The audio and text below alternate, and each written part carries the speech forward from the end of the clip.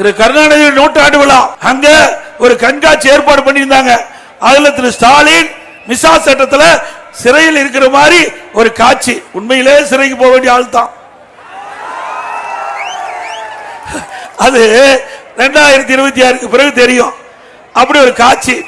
அப்படியெல்லாம் செஞ்ச திரு ஸ்டாலின் அவர்கள் உண்மையா உங்களோட கஷ்டப்பட்டவர்களுக்கு பதவி கொடுக்கணும் இல்ல. என்ன உதயநிதி எத்தனை போராட்டத்தில் கலந்துட்டாரு, எத்தனை முறை சிறைக்கு போனாரு. ஆனா துரைமுருகன் அவரு எதிர்கட்சி தான் இல்லைன்னு சொல்ல. ஆனா அந்த கட்சியில அதிகமா உழைத்தவர் அவர்.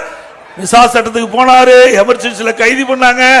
அதிகமா தமிழ்நாட்டில் அதிகமா சட்டமன்ற உறுப்பினராக இருந்தவர் அவர். அவரு பதவி இல்லை. துணை முதலமைச்சர் உதயநிதி அவருக்கு பக்கத்தில் கோந்திருக்கார்.